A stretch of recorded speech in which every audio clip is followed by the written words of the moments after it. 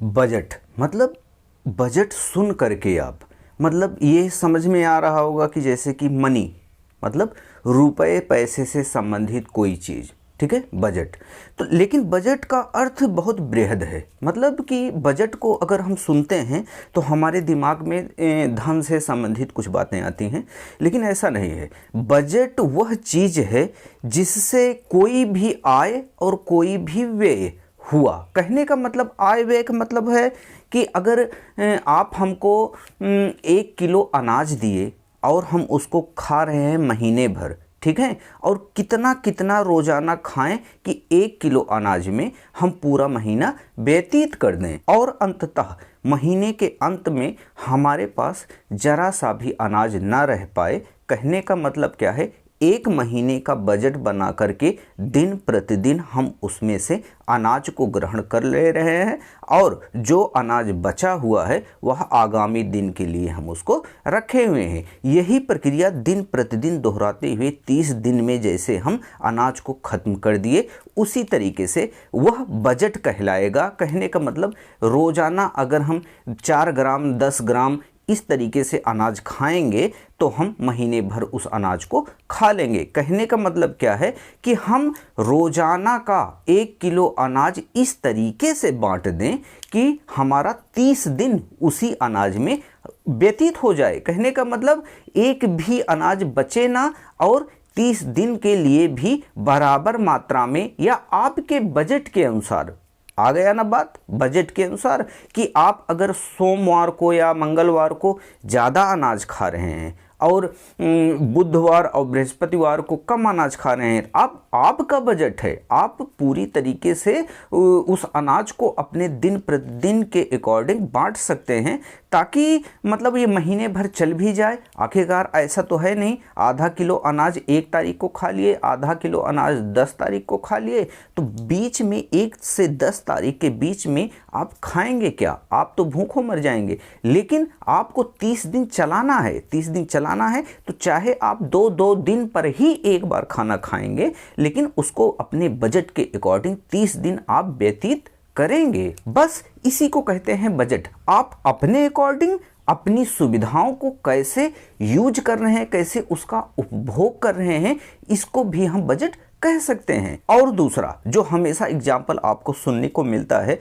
जैसे हमारी मंथली की सैलरी आई और महीने भर उस सैलरी को हमें चलाना है और उसमें से कुछ बचा भी लेना है या नहीं भी बचा लेना है, वो तो आपके बजट के अकॉर्डिंग है कि आप उसमें बचाना चाहते हैं या नहीं चाहते हैं। लेकिन महीने भर आप अपने परिवार का देख रेख किस तरीके से करते हैं और उस सैलरी में किस तरीके से बंटवारा पैसों का करते हैं कि मंथली पूरा मंथ जब खत्म हो जाए तो आपके पास या तो पूरी तरीके से पैसे खत्म हो जाएं या तो बचे रहें या तो एक भी ना खर्चे हों, लेकिन आप संतुष्ट रहें, आप जिंदा रहें। कहने का मतलब सैलरी आई और उससे आप महीने के अंत में संतुष्ट भी रहे कि हम सारा उपभोग भी किए और हमारा पैसा भी बचा या पैसा नहीं बचा लेकिन पूरे सैलरी का हम उपभोग कर डाले। कहने का मतलब यही है। आज हम जो टॉपिक पढ़ा रहे हैं वह है ऊष्मा बजट, ठीक है। ऊष्मा बजट का मतलब सूर्य से जो प्रकाश हमारी पृथ्वी पर आता है तो वह संपूर्ण रूप से फिर से लौट जाता है, क्योंकि दिन होता है फिर रात होती है, दिन होता है फिर रात होती है। दिन के समय सूर्य की ऊर्जा हमारी पृथ्वी की सतह पर पड़ती है और रात को वह संपूर्ण ऊर्जा पूरी तरीके से फिर से अंतरिक्ष में चली जाती है। लेकिन यह किन किन स्टेज पर आती है और किन किन स्टेज पर जाती है, ठीक है। अब इसको हम ऊष्मा बजट के नाम से जानते हैं, क्योंकि पूरी 100 यूनिट अगर मान लिया जाए सूर्य के प्रकाश को तो 100 यूनिट पूरे पृथ्वी के सतह पर आया, ठीक है, और रात को पूरा 100 यूनिट नीचे से ऊपर की तरफ चला गया, ठीक है। एक ट्यूआर्था का ऊष्मा बजट है, ठीक है, उसको हम बाद में पढ़ाएंगे। अभी तो हम पढ़ा रहे हैं जो रियलिटी में ऊष्मा बजट है, ठीक है। हमेशा एग्जाम में पूछे जाते हैं ये प्रश्न। उसमें से जो स्टेज हम अभी नाम लिए कि मतलब किस तरीके से आता है ऊष्मा, तो वह किन किन स्टेज से होकर के आता है, वहाँ पर कितना समझ लिए उपभोग हुआ ऊष्मा का, कि वह घट करके और घट करके और घट करके तब पृथ्वी की सतह पर पड़ा। तो हम हर एक स्टेज की बातें करेंगे, ये नहीं कि ट्यूआर्था में तो बहुत ही आसान है कि मतलब इतना क्लाउड ले लिया, इतना जलवाष्प ले लिया, इतना ये ले लिया, इतना वो ले लिया, पृथ्वी की सतह पर आ गया। फिर इतने से इतने कुछ सीधे चले गए, कुछ मतलब CO2 ग्रहण कर लिए। तो कहने का मतलब क्या है, वह ट्यूआर्था का हम बाद में पढ़ेंगे, वो तो बहुत आसान है, उसको हम एक वीडियो में ख़त्म कर देंगे। लेकिन यह जो एक्चुअल में ऊष्मा बजट है हम आज जो पढ़ने जा रहे हैं, इसको 2 वीडियो में पढ़ेंगे, क्योंकि यह थोड़ा सा लंबा है और इसको समझने की आपको ज़रूरत भी है। यह पढ़ने पर IAS PCS, हर स्टेट का PCS या कोई भी एग्जाम हो या निबंध हो, किसी भी तरीके का एग्जाम हो, आपको यह लेखन क्रिया में बहुत ही सहयोग देगा और आपको जो फैक्ट आते हैं प्रश्न में वह भी इसमें बहुत सहयोग देगा। चलिए चलते हैं, थोड़ा सा देखते हैं कि किस प्रकार से यह सूर्य जो अपनी ऊष्मा भेजता है वह हमारे पृथ्वी पर पड़ता है और किस किस स्टेज पर वह आकर के हमारे सतह पर पड़ता है। आज हम केवल सूर्य के द्वारा आई हुई ऊष्मा, पृथ्वी की सतह पर सूर्य के द्वारा आई हुई ऊष्मा को पढ़ेंगे और अगले वीडियो में हम जो ऊष्मा पृथ्वी पर है, ठीक है, वह किस तरीके से लौटती है उसको हम पढ़ेंगे। नमस्कार, मैं कुलदीप, आप देख रहे हैं हमारा YouTube channel geography with Kuldeep. आप वीडियो के डिस्क्रिप्शन बॉक्स में जाइए, वहाँ पर हमारा फेसबुक पेज का एक लिंक मिलेगा, उसको ज्वाइन कर लीजिए। 2-4 दिनों में जियोमॉर्फोलॉजी तो ख़त्म हो चुका है, क्लाइमेटोलॉजी हमें स्टार्ट किए हैं, UGC नेट का यह सिलेबस है, इसको हम पढ़ा रहे हैं। तो मतलब जियोमॉर्फोलॉजी का जितना भी हमारा बंडल है नोट्स का, उसको हम उस पेज पर डाल देंगे, आप वहाँ पर उसको डाउनलोड कर सकते हैं और आप अपनी शिक्षा को आगे बढ़ा सकते हैं। और कोशिश करिए जो हम पढ़ाते हैं उसका नोट्स आप खुद बनाइए। दूसरों का नोट्स लेने से बहुत ज़्यादा फायदा नहीं होता है, लेकिन फिर भी अगर आप जैसे बिजी हों, ठीक है, आप नोट्स ना बना पा रहे हो, तो आप वहाँ से डाउनलोड कर लीजिए, आपको बहुत ज़्यादा वह सहयोग देगा। यह वीडियो में जो भी आपको नोट्स मिल रहे हैं आप उसको पढ़िए, इसको देखिए, उसको पढ़िए। अगर आप यह वीडियो देख रहे हैं और उस नोट्स को आप इस्तेमाल कर रहे हैं अपनी शिक्षा और दीक्षा में, तो आपको बहुत ज़्यादा सहयोग मिलेगा। चलिए देखते हैं किस प्रकार से सूर्य हमारी पृथ्वी की सतह पर अपनी ऊष्मा बिखेरता है। ध्यान दीजिएगा, हमें प्राप्त होता है 100 यूनिट, ठीक है। देखिए कहने का मतलब है हमारी पृथ्वी पर, ठीक है, रात को भी तो वही तापमान, ठीक है, दिन में भी लगभग वही तापमान। तो किस तरीके से यह बैलेंस मेंटेन रहता है, ठीक है। हम यह देखते हैं हमारी संपूर्ण पृथ्वी का जो तापमान है, ठीक है, वह 15 डिग्री सेल्सियस है। वह रात को हो चाहे दिन को हो, अगर औसत तापमान हम देखते हैं तो 15 डिग्री सेल्सियस रहता है। अब इसमें बढ़ोतरी, कमी, यह सब जब होता है तो यही 15 डिग्री सेल्सियस से कहीं तापमान बढ़ जाता है तो कहीं पर घट जाता है। तो यह प्रकृति के साथ खिलवाड़ है। हम मानव जो प्रकृति के साथ खिलवाड़ कर रहे हैं, तरह तरह की जहरीली गैसें या क्लोरोफ्लोरो कार्बन जो हम अपने इन्वायरमेंट में बिखेर रहे हैं, उससे फर्क यही पड़ रहा है कि जो पृथ्वी का, हमारे एटमॉस्फेयर का जो 15 डिग्री सेल्सियस औसत तापमान है, जिस पर हम प्राणी जगत पूरे तरीके से निर्भर हैं, वह कहीं ना कहीं इंक्रीज हो रहा है। अगर हमारी गतिविधि इसी तरीके से चली तो कहीं ना कहीं इंक्रीज होता ही है। उसी को कहते हैं ग्लोबल वार्मिंग, ठीक है। ग्लोबल वार्मिंग क्या है कि हम जो 15 डिग्री सेल्सियस तापमान हमारी पृथ्वी का है वह कहीं ना कहीं बढ़ जा रहा है, 16 डिग्री सेल्सियस, 17 डिग्री सेल्सियस। तो इस तरीके से देखिए 15 डिग्री सेल्सियस, 16 डिग्री सेल्सियस से तो हम पर कोई प्रभाव पड़ेगा नहीं, लेकिन हम जो खा रहे हैं, अनाज खा रहे हैं, हो सकता है वो 15 डिग्री सेल्सियस पे उग रहा हो, या मान लीजिए चलिए 15 डिग्री सेल्सियस पे नहीं उग रहा है, तो लेकिन कुछ ऐसी वनस्पतियां हैं, ठीक है, जिनको हम खाते हैं, उनको पसंद करते हैं, वो लुप्त प्राय हो जाएंगी, ठीक है। तो हो सकता है हम मान लीजिए अनाज में हम खा लिए चावल, ठीक है, गेहूं, मान लीजिए मक्का खा लिए, लेकिन कुछ ऐसी भी चीजें हैं जिनको हम 15 डिग्री सेल्सियस तापमान पर ही उगा सकते हैं। अगर इस तरीके का चलता रहा, ठीक है, यही प्रदूषण चलता रहा तो ग्लोबल वार्मिंग, देखिए ग्लोबल वार्मिंग को हम एक पूरा स्पेशल वीडियो डालेंगे, ठीक है, क्या है वो, किस तरीके से काम करता है और हमें क्या करना चाहिए, ठीक है, उस पर हम अलग से बताएंगे। लेकिन इतना ही जान लीजिए कि जो औसत तापमान है हमारे मनुष्य के ही द्वारा वह इंक्रीज हो रहा है, औसत तापमान, ठीक है, उसी को ग्लोबल वार्मिंग कहते हैं। अब देखिए किस तरीके से यह ऊर्जा हमारे सूर्य से लेकर के हमारी पृथ्वी की सतह पर आती है, इसको हम थोड़ा बढ़ते हैं। देखिए सोलर, देखिए ऊर्जा 100 यूनिट हुई टॉप ऑफ द एटमॉस्फेयर, हमारे मतलब कि पूरी तरीके से वायुमंडल, ठीक है, वायुमंडल के ऊपरी जो सतह है जहां से तापमान मतलब सूरज जहां से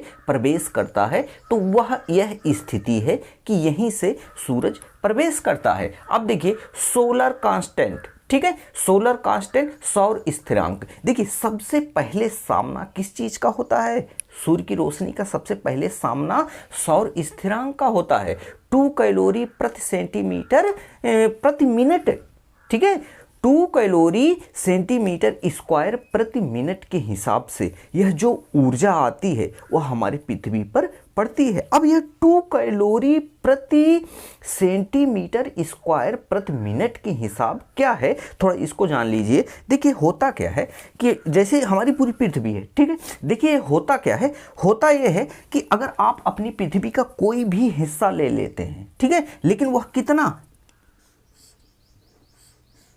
प्रति सेंटीमीटर स्क्वायर, ठीक है, जितना 1 सेंटीमीटर लंबा 1 सेंटीमीटर चौड़ा, ठीक है, इसमें जो सौर विकिरण आएगा या सौर की ऊर्जा जो इसमें आएगी वह 2 कैलोरी होगी, ठीक है, मतलब सूर्य अपना प्रकाश डाला और आप सिलेक्ट कर लिए, कहीं भी सिलेक्ट कर लिए, मतलब 1 सेंटीमीटर स्क्वायर की जमीन को आप सिलेक्ट कर लिए और उसमें जो सूर्य की ऊर्जा पड़ती है, ठीक है, इसमें सूर्य की ऊर्जा जो पड़ती है वह 2 कैलोरी होती है, ठीक है, 2 कैलोरी। लेकिन याद रहे वह 1 मिनट में 2 कैलोरी देती है, ठीक है, सूर्य का प्रकाश 1 मिनट तक अगर कहीं प्रति सेंटीमीटर स्क्वायर पर सूर्य अपनी गर्मी दे रहा है तो वह 1 मिनट में 2 कैलोरी ऊर्जा प्रदान करता है। इसी को कहते हैं 2 कैलोरी प्रति सेंटीमीटर स्क्वायर प्रति मिनट के हिसाब से जो भी ऊर्जा आई उसको हम कहते हैं, या उसी से हमारी पृथ्वी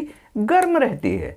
और देखिए इस प्रकार से जो सौर वेव मतलब कि शॉर्ट वेव में आती है, सूर्य का जो प्रकाश होता है वो शॉर्ट वेव में आता है, ठीक है, शॉर्ट वेव का मतलब है यह शॉर्ट वेव, लॉन्ग वेव ये, तो कहने का मतलब शॉर्ट वेव में आता है सूर्य का प्रकाश और हमारी सतह से टकराता है। कहने का मतलब जो भी सूर्य का प्रकाश आएगा वह शॉर्ट वेव में आएगा। कहने का मतलब क्या है, सूर्य का प्रकाश शॉर्ट वेव में आया, ठीक है, लेकिन आते वक्त पृथ्वी के वायुमंडल में विभिन्न परतों से होकर के आया। अब आप समझ गए होंगे जब विभिन्न परतों से होकर के आया तो कहीं ना कहीं उसमें कमी हुई होगी, उस सौर विकिरण में कहीं ना कहीं कमी हुई होगी और शॉर्ट वेव में आकर के हमारी पृथ्वी की सतह से टकराया और सतह से टकराने के बाद वह लॉन्ग वेव में फिर से रिटर्न हुआ, फिर से ऊपर गया। कहने का मतलब क्या है, अगर मान लीजिए सूर्य का प्रकाश आया, ठीक है,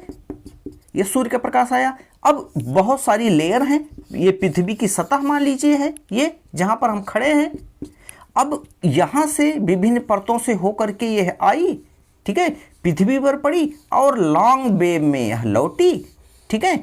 अब देखिए शॉर्ट वेव में यह समझ लीजिए कि इतना कम वेवलेंथ था कि यह पार तो कर गई, लेकिन जाते वक्त लॉन्ग वेवलेंथ में है तो जिस वजह से यह पार नहीं कर पाई, कहीं ना कहीं रुकी हुई है, जिससे हमारी पृथ्वी गर्म है, ठीक है। अब ये कैसे गर्म है इसको हम आगे एक्सप्लेन अभी कर रहे हैं, लेकिन देख लीजिए आई तो शॉर्ट वेव में, ठीक है, और शॉर्ट वेव में होने के नाते समस्त क्या मतलब कि सारी परतों को तो मतलब कि भेद करके आई, पृथ्वी की सतह पर क्रॉस करके आई, लेकिन यहां से जब लॉन्ग वेव में हो गई तो कुछ ना कुछ, ठीक है, तो यहां से फंसेगी ही ऊर्जा, संपूर्ण रूप से ऊपर तो जाएगी नहीं, कुछ ना कुछ फंसेगी। जब फंस जाएगी हमारे एनवायरनमेंट में तो पृथ्वी एनवायरनमेंट हमारा क्या रहेगा, गर्म रहेगा। इतना तो आप समझ गए होंगे कि सूर्य के प्रकाश किस तरीके से हमारे सतह पर आता है और उसमें कितने अवरोध पड़ जाते हैं, मतलब जितने भी लेयर हैं वो समझ लो अवरोध का ही काम करते हैं।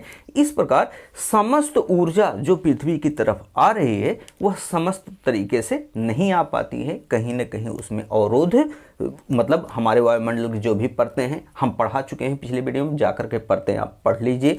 सौर स्थिरांक पढ़ा चुके हैं। सौर स्थिरांक भी डिसाइड यह करता है कि किस तरीके से 2 कैलोरी प्रति सेंटीमीटर स्क्वायर प्रति मिनट के हिसाब से यह ऊर्जा पृथ्वी की सतह को प्रदान हो, ठीक है, क्योंकि यह घटता भी बढ़ता भी ऐसे भी रहता है। क्योंकि समझ लीजिए अगर यह सूरज है और ये हमारी पृथ्वी है तो इसका मूवमेंट इस तरीके से है, मतलब एक बार नज़दीक एक बार दूर, तो इस तरीके से भी होता है। तो सौर स्थिरांक इस पर भी असर डालता है कि जब पृथ्वी दूर होगी तो जो यह 2 कैलोरी प्रति सेंटीमीटर प्रति मिनट के हिसाब से जो भी ऊर्जा हमारी पृथ्वी की सतह को मिल रहा है उसमें डिस्टर्बेंस तो होगा ही, क्योंकि यह पृथ्वी एक बार दूर जाएगी एक बार नज़दीक जाएगी। देखिए पिछले वीडियो में इसको बता चुके हैं सौर स्थिरांक किस तरीके से हमारे सूर्य के प्रकाश की ऊर्जा को डिस्टर्ब करता है। लेकिन अब आगे बढ़ के हम देखते हैं कि 2 यूनिट एब्जॉर्ब, मतलब कि जितना भी प्रकाश आ रहा है तो सर्वप्रथम 2 यूनिट सोख ली जाती है, किसके द्वारा? बाई O2 इन स्ट्रेटोस्फीयर, मतलब समताप मंडल में। समताप मंडल किसे कहते हैं? आप जाकर के लेयर पढ़ाएं उसको पढ़ लीजिए। समताप मंडल में O2 मतलब ऑक्सीजन के द्वारा जो भी 2 यूनिट जो सोख ली जाती है उससे क्या हुआ, मतलब कि 100 यूनिट आई, ठीक है, 100 यूनिट आई। सबसे पहले इसमें क्या हुआ, O2 ऑक्सीजन के द्वारा जो सोख ली गई ऊर्जा, तो उसके बाद समताप मंडल से वह क्रॉस की। लेकिन समताप मंडल एक अवरोध के रूप में कार्य करेगा।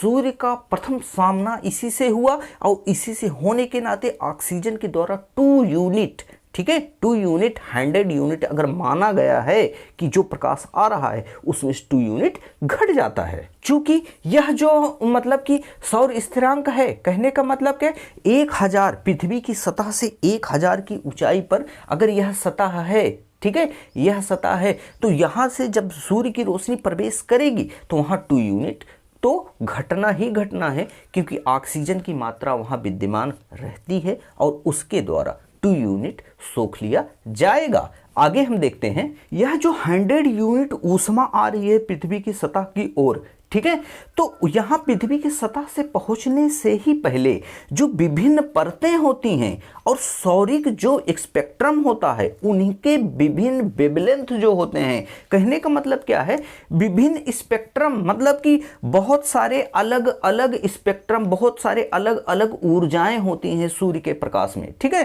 कहने का मतलब बहुत सारे स्पेक्ट्रम आए और पृथ्वी की विभिन्न परतें हैं, मतलब कि ढेर सारी परतें हैं, तो विभिन्न स्पेक्ट्रम और विभिन्न परतें और इन स्पेक्ट्रम के विभिन्न मतलब वेवलेंथ हैं। जैसे विवग्योर आप देखें, लाल प्रकाश का कुछ और, इंद्रधनुष कैसे बनता है, जो भी कलर हम आसमान में देखते हैं, मतलब कि हम रेनबो, मतलब कि ये इंद्रधनुष जो बनता है इसके बारे में एक वीडियो हम अलग से लेकर के आएंगे, लेकिन फिर भी जानिए जो रेनबो बनता है उसमें विभिन्न कलर होते हैं। इसका मतलब है कि सूर्य के प्रकाश में 7 रंग होते हैं, ठीक है, जब वो 7 रंग होते हैं उनको हम उनमें से कितने रंग देख पाते हैं, सुबह शाम नारंगी लाल यही सब देख पाते हैं, और तो हम देख नहीं पाते हैं। या तो दोपहर में 7 रंग जब मिल जाते हैं तो उसको हम देखते हैं सफ़ेद रंग। देखिए इसे स्कैटरिंग मतलब कि प्रकीर्णन हम पढ़ाए हैं एक वीडियो में, नॉलेज वाले आप प्लेलिस्ट में जाइए उसमें देखिएगा, हम उसमें प्रकीर्णन पढ़ाए हैं, प्रकीर्णन बहुत अच्छे से पढ़ाए हैं, उसको देख लीजिएगा किस तरीके से जितने भी प्रकाश होते हैं वह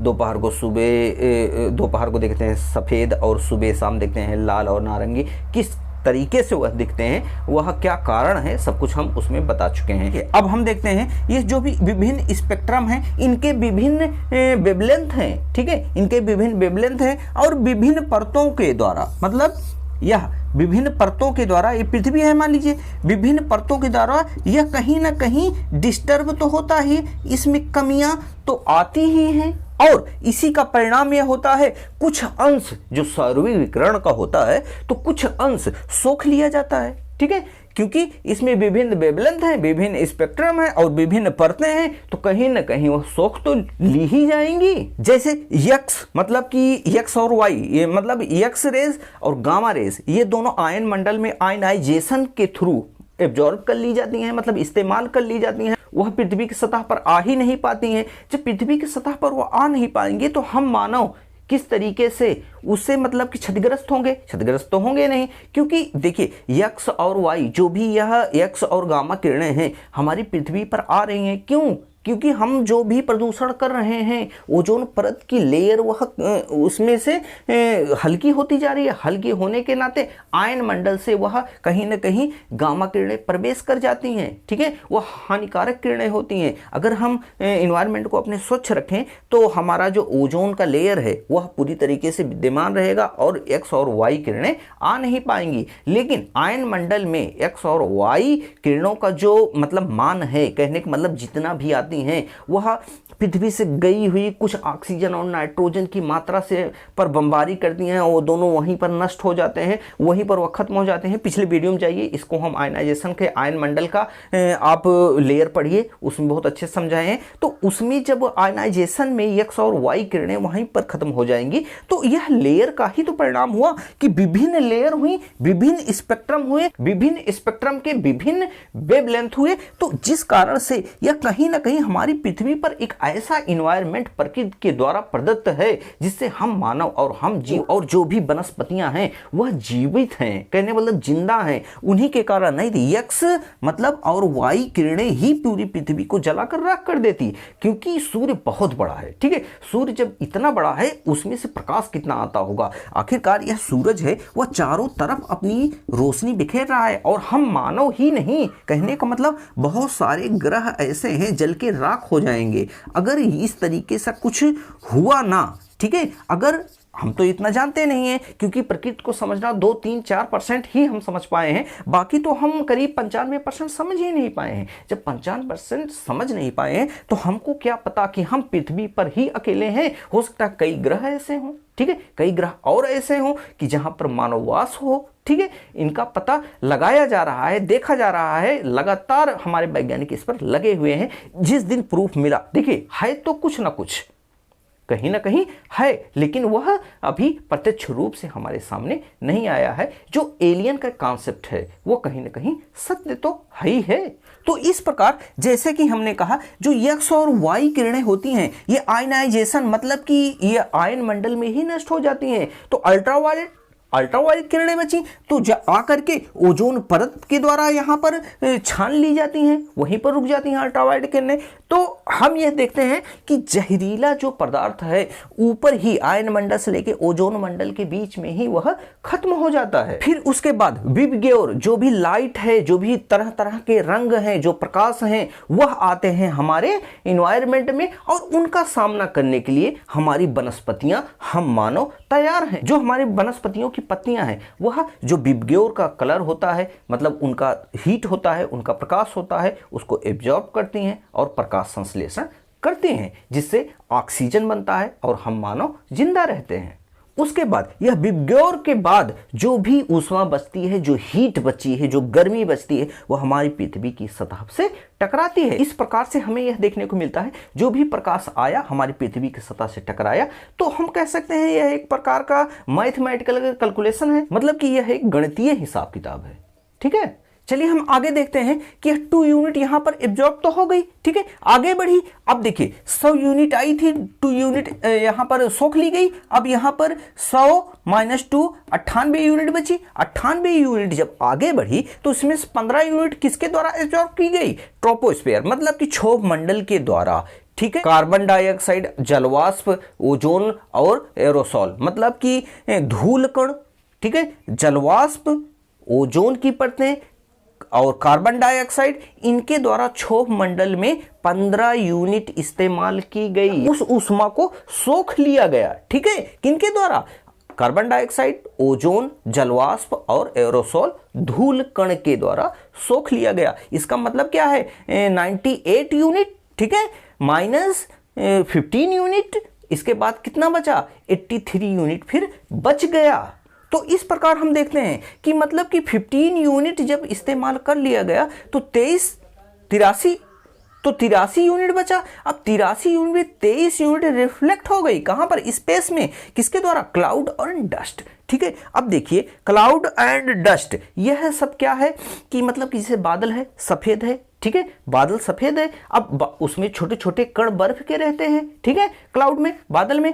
अब वह क्या होता है, जब प्रकाश पड़ा उस पर तो 80% पहले रिफ्लेक्ट हो गया, ठीक है, उस पर जितना प्रकाश पड़ा, क्या हर जगह बादल थोड़ी है पृथ्वी भर में, जहां भी है तो वहां पर रिफ्लेक्ट हो गया, जो भी पड़ा उसका 80% रिफ्लेक्ट हो गया, और जहां पर बादल नहीं है वहां धूल कण और बादल को मिला करके करीब 23% जो भी रिफ्लेक्शन है उष्मा का वह इसमें से घट जाएगा, और 83 माइनस 23 इक्वल टू 16 यूनिट जो भी उष्मा है हमारी पृथ्वी की सतह के ओर बढ़ी, ना कि पृथ्वी पर पहुंच गई, पृथ्वी की ओर बढ़ी। देखिए इसके बाद हम देखते हैं कि जो भी 16 यूनिट हुआ, यह स्कैटरिंग मतलब जलवाष्प और धूल कण हमारे इन्वायरमेंट में भरे पड़े हैं। देखिए स्कैटरिंग प्रकीर्णन हम पढ़ाए हैं वीडियो में, आकर जाकर के देख लीजिए प्रकीर्णन होता क्या है। तो देखिए यहां पर स्कैटरिंग प्रकीर्णन के द्वारा 6 यूनिट ऊष्मा फिर से सोख ली गई, ठीक है।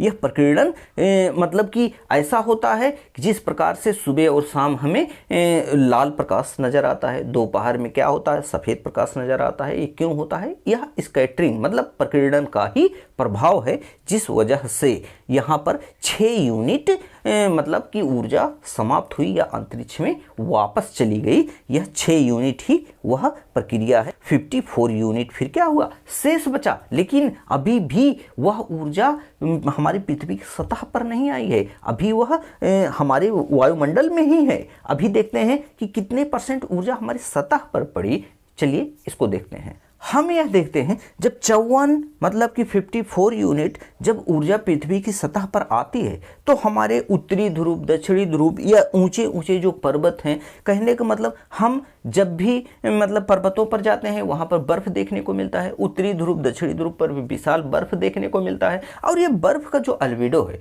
वह करीब 80% है, 80 से 90% तक है। अल्बिडो का मतलब यह होता है जैसे कोई भी प्रकाश डालिए और वह प्रकाश फिर से रिफ्लेक्ट कर दे, ठीक है। जिसमें हम अपना चेहरा देखते हैं वो 100% अल्बिडो उसका होता है, तभी तो अपना चेहरा उसमें दिखाई देता है कि जो भी प्रकाश उससे लड़ा और वह संपूर्ण रूप से लौट आया, ठीक है। जिसका अल्बिडो 100% होगा उसमें सबसे अच्छा हमें अपना चेहरा दिखाई देगा। अब हम यह देखते हैं कि हमारे उत्तरी ध्रुव, दक्षिणी ध्रुव पर बर्फ बहुत ज्यादा मात्रा में है। अब जब बहुत ज्यादा बर्फ की मात्रा है तो वहां पर हमें यह देखने को मिलता है कि वहां पर जो भी ऊष्मा आई वह करीब 80% लौट गई। तो हर जगह तो बर्फ है नहीं, हर जगह पर्वत तो है नहीं जिस पर ग्लेशियर है, ठीक है। इसमें होता क्या है कि जब 54 मतलब 54 यूनिट जब भी आई ऊर्जा तो उसमें 7 यूनिट एक ओवरऑल अगर देखते हैं हम औसतन तो 7 unit reflected to space by the earth surface, मतलब पृथ्वी की सतह पर जो भी चमकीली चीजें हैं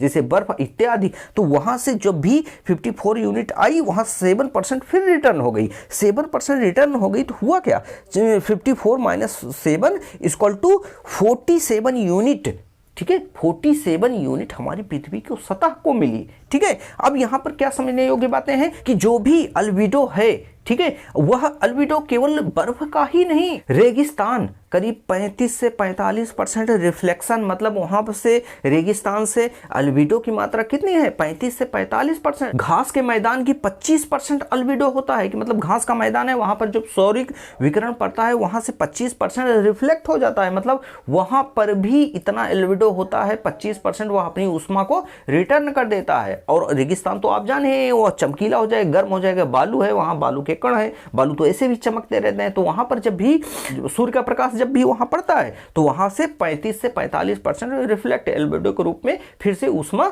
रिटर्न होती है। उसके बाद जो भी चट्टाने हैं मतलब कंक्रीट, ठीक है, 10 से 15% वहां से अल्बिडो हो जाता है कि मतलब जो भी चट्टाने सौरिक वितरण पड़ा वहां पर, रेगिस्तान तो हो गया, घास का मैदान हो गया, वनस्पतियां हो गई, वो तो आप बता दिए अल्बिडो उसका। अब यहां पर चट्टाने जो हैं, ठीक है, जो भूमि है, जो चट्टाने हैं, वहां से 10 से 15% अल्बिडो उसका होता है, जिस वजह से वहां से कुल मिला करके पृथ्वी का औसत 7%, 54 यूनिट जब आता है तो वहां 7% फिर से अल्बिडो के रूप में ऊपर चला जाता है, पृथ्वी की सतह तक जा ही नहीं पाता है। इस प्रकार 47 यूनिट आकर के हमारी पृथ्वी की सतह पर सूर्य का प्रकाश पड़ता है, और शेष जो भी चली गई वह कहीं ना कहीं हमारी इन्वायरमेंट के विभिन्न परतों द्वारा सोख ली गई और या तो रिफ्लेक्ट कर दी गई। और इसमें एक शब्द और जुड़ा हुआ है +78 यूनिट, मतलब कि ऐसा माना जाता है कि जो पार्थिव विकिरण होता है, मतलब यह जो 47 यूनिट पृथ्वी की सतह पर पड़ी, और वह जब लॉन्ग वेव में, शॉर्ट वेव में पड़ी और लॉन्ग वेव में, मतलब कि जब सूर्य का प्रकाश कोई सतह पर पड़ा, ठीक है, तो यह शॉर्ट वेव में आया, लेकिन यह जब रिटर्न हुआ तो लॉन्ग वेव में रिटर्न हुआ। अब यह देखिए, यह माना जाता है, एक शोध के अनुसार ऐसा है, जो ग्रीन हाउस इफेक्ट है। ग्रीन हाउस इफेक्ट बाद में आपको पढ़ाएंगे। कहने का मतलब क्या है कि जब अगर मान लीजिए कांच का घर बना लीजिए, या छोड़ दीजिए कांच का घर, आप एक कार में बैठे हैं, ठीक है, एक कार में बैठे, चारों तरफ शीशा बंद है, उसको धूप में ले जाकर के रख दीजिए, ठीक है, बाहर मान लीजिए ठंडी है, धूप लग रही है, शीशे से रोशनी अंदर जा रही है, तो आप उसमें गर्मी लगने लगेगी, क्योंकि वह शॉर्ट वेव से कार के अंदर तो आ गई, लेकिन जब हीट पड़ा तो वह लॉन्ग वेव में हुई, लेकिन कार से बाहर नहीं जा पाई। वही है, वह ग्रीन हाउस इफेक्ट का कार्य करेगी कार पूरी तरीके से। और ग्रीन हाउस इफेक्ट के जरिए हम आज ऐसी फसलों को उपजा रहे हैं जो हमारे इन्वायरमेंट में नहीं हो सकती, या हमारे लोकल क्षेत्र में वह इन्वायरमेंट नहीं है, वह वायुमंडल नहीं है जहां पर हम उसकी खेती कर सकें। तो ग्रीन हाउस बनाया जाता है, वहां पर खेती की जाती है। तो ग्रीन हाउस का मतलब ही यही है। तो यह होता निर्भर कैसे करता है कि सूर्य का प्रकाश शॉर्ट वेव में आया, रिटर्न हुआ लॉन्ग वेव में। अब लॉन्ग वेव में रिटर्न हो नहीं पाएगा अगर आप ऊपर से अवरोध लगा दें। यही है ग्रीन हाउस प्रभाव। अब ग्रीन हाउस प्रभाव के द्वारा जो पार्थिव वितरण पृथ्वी से होता है वह 2 गुना माना जाता है। मतलब जो पाया ये 47 मिला, अब 47 से 2 गुना ज्यादा माना जाता है। लगभग 78 यूनिट इसमें और जोड़ दिया जाता है, वो दूनी होती है। कहने का मतलब मिला तो मतलब लौटना कितना चाहिए, 47 लौटना चाहिए ना, क्योंकि 100 यूनिट आया, 100 यूनिट में इतना पहले चला गया, 47 यूनिट हमारी पृथ्वी की सतह पड़ा। लेकिन रात होनी है, रात को यह रिटर्न होगा, लेकिन इतना नहीं। ये मतलब जब रिटर्न होगा तो यह ग्रीन हाउस इफेक्ट के कारण यह 78 यूनिट